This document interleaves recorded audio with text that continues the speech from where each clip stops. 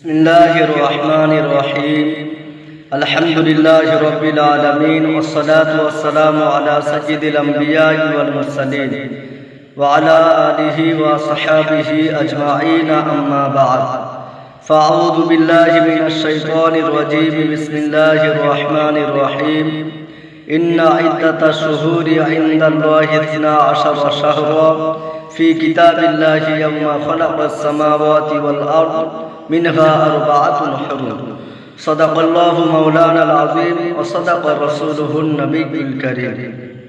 আজকের আমি আপনাদের সামনে খুব গুরুত্বপূর্ণ দুইটি বিষয় নিয়ে আলোচনা করব ইনশাআল্লাহ তাআলা। সেই গুরুত্বপূর্ণ দুইটি বিষয় হলো আরবি হিজরি সাল গণনা কিভাবে শুরু হয়েছে, নাম্বার 2 মুহররম মাসের ফজিলত সংক্রান্তে খুব সংক্ষিপ্তভাবে আলোচনা করব ইনশাআল্লাহ তাআলা। তার আগেই আমি সূরা তাওবা 36 নম্বর আয়াত আমি আপনাদের সামনে তেলাওয়াত করেছি।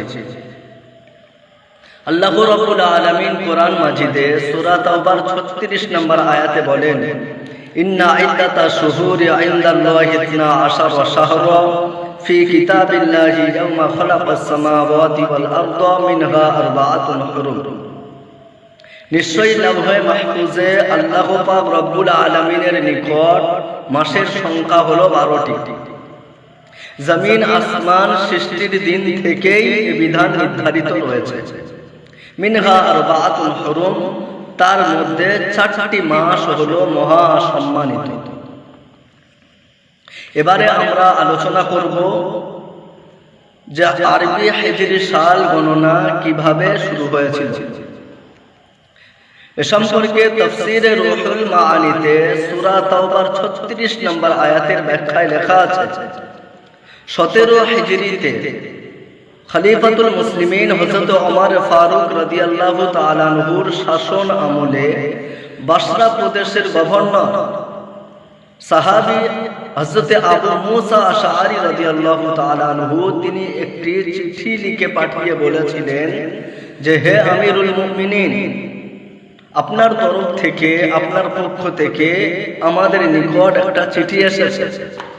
সেই চিঠিতে তারিখের জায়গায় শাবান মাস লেখা আছে, কিন্তু আমরা বুঝতে পারছি না যে এটা কোন বছরের শাবান মাস।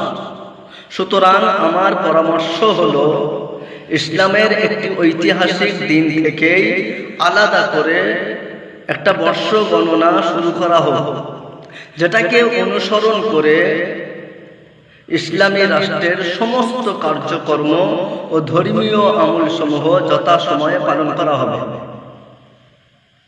খলিফাতুল মুসলিমিন হযরত ওমর ফারুক রাদিয়াল্লাহু তাআলা আনহু সাহাবী আবু মুসা আশআরী রাদিয়াল্লাহু তাআলা আনহুর এই প্রস্তাবকে গ্রহণ করলেন এবং সমর্থন করলেন। তারপরে সমস্ত সাহাবায়ে কেরাম আজমাইন সকলকে ডেকে পরামর্শ করলেন, আলোচনা করলেন, মাশওয়ারা করলেন এবং সমস্ত সাহাবাদের ঐক্যমতে সিদ্ধান্ত হয়েছিল যে ইসলামের ঐতিহাসিক দিন হলো হিজরতের দিন, যেদিন বিশ্বনবী মুহাম্মদ আরবি সাল্লাল্লাহু তাআলা আলাইহি ওয়াসাল্লাম মক্কা থেকে মদিনায় হিজরত করেছিলেন। সেখান থেকেই, অর্থাৎ সেই হিজরতের দিন থেকেই ইসলামী হিজরির গণনা, বর্ষ গণনা শুরু করা হলো। আজ সেই হিজরি সালের 1447 হিজরি মুহররম মাসের 6 তারিখ। এই পর্যন্ত আমরা জানতে পারলাম যে আরবি হিজরি সাল গণনা শুরু হয়েছিল কিভাবে। এখানে একটা মাসআলা জেনে রাখি, আরবি হিজরির তারিখ জেনে রাখা মুসলিম উম্মাহের জন্য ফরজে কিফায়া, কিন্তু বড় দুঃখের বিষয়, আফসোসের বিষয়, অধিকাংশ মুসলমান আমরা আরবি হিজরির তারিখ ব্যবহার করি না, অথচ আমাদের ব্যবহার করা উচিত। কেননা ধর্মীয় আমল সমূহ চন্দ্র তারিখের উপর নির্ভরশীল করে, কিন্তু দুঃখের বিষয় আমরা আরবি হিজরি তারিখ ব্যবহার করি না, অথচ এটাই ইসলামের সভ্যতা। আমরা মুসলিম, আমাদের আরবি হিজরির তারিখ ব্যবহার করা উচিত। যদিও প্রয়োজনে বাংলা ইংরেজি তারিখ ব্যবহার করা জায়েজ আছে। ফুকাহায়ে কেরামগণ বলেছেন প্রত্যেক মাসে নতুন চাঁদ দেখা এবং চন্দ্র মাসের তারিখের হিসাব রাখা, আরবি হিজরি সালের গণনার হেফাজত করা মুসলিম উম্মাহের জন্য ফরজে কিফায়া।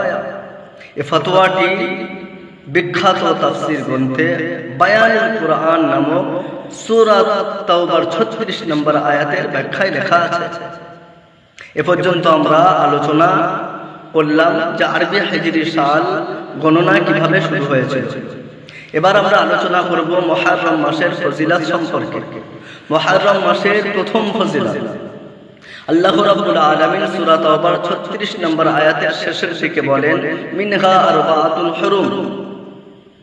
4টি মাসের মধ্যে 12টি মাসের মধ্যে 4টি মাস হলো মহা সম্মানিত। এবং সহিহ বুখারী 3197 নম্বর হাদিসে বর্ণিত আছে যে 4টি মাসের মধ্যে মুহররম মাস হলো অন্যতম। এজন্যই এই মুহররম মাসে ইবাদত বান্দেগি করলে সওয়াব বহুগুণে বেশি হয়। অনুরূপভাবে এ মাসে গুনাহের কাজ করলে ঠিক তার পরিণাম ও ভয়াবহতাও অনেক বেশি। এজন্যই আমাদেরকে প্রত্যেকে বেশি বেশি করে এ মাসে ইবাদত বান্দেগি করা এবং গুনাহের কাজ থেকে পরহেজ করা আল্লাহ তাআলা আমাদের সকলকে তৌফিক দান করুন, আল্লাহুম্মা আমিন। মুহররম মাসের দ্বিতীয় ফজিলত সহিহ মুসলিমের 2645 নম্বর হাদিসে বর্ণিত আছে, রাসূল আকরাম সাল্লাল্লাহু তাআলা আলাইহি ওয়াসাল্লাম এই মাসকে শাহরুল্লাহ বলেছেন, অর্থাৎ আল্লাহ তাআলার মাস। যেমন বাইতুল্লাহ আল্লাহ তাআলার ঘর বলা হয়, ঠিক তেমনই মুহররম মাস এটা হলো আল্লাহ তাআলার মাস। এটাও একটা বিশেষ একটা ফজিলত। মুহররম মাসের তৃতীয় ফজিলত, এই মুহররম মাসে যে কোনো দিনে রোজা রাখাটা হলো মুস্তাহাব। সহিহ মুসলিমের 2645 নম্বর হাদিসে বর্ণিত আছে, সাহাবী আবু হুরায়রা রাদিয়াল্লাহু তাআলা আনহু से मरवी है, রাসূলুল্লাহ সাল্লাল্লাহু তাআলা আলাইহি ওয়াসাল্লাম বলেন, আফজালুস সিয়ামি বা'দা রমাদান শাহরুল্লাহিল মুহররম। রমজানের রোজার পর উত্তম রোজা হলো মুহররমের রোজা। এবং হযরত আব্দুল্লাহ ইবনে আব্বাস রাদিয়াল্লাহু তাআলা আনহুমা বলেন, এই মাসে অর্থাৎ মুহররম মাসে যদি কেউ একটা রোজা রাখে তাহলে একটা রোজার বদলায় 30টি দিনের রোজা রাখার সওয়াব তার আমলনামায় লেখা হবে। আর এই হাদিসটি মুজামে তাবারানির 1181 নম্বর হাদিসে বর্ণিত আছে। আর ইমাম মুনজিরি রাহিমাহুল্লাহ ইনি বলেছেন এই হাদিস সূত্রগতভাবে কোনো অসুবিধা নেই।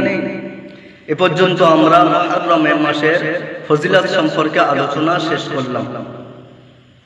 আর 2-3 দিনের মধ্যে অর্থাৎ 10 তারিখ যেটাকে আমরা ইয়াউমে আশুরা যেটাকে আমরা বলি, তো ইয়াউমে আশুরা সম্পর্কে বিস্তারিত আলোচনা করব ইনশাআল্লাহ তাআলা। আমরা যতটুকু শুনলাম আল্লাহ তাআলা আমাদের সকলকে আমল করার তৌফিক নসিব করুক, আমিন। ওয়া আখির দাওয়ানা আনিল হামদুলিল্লাহি রাব্বিল আলামিন।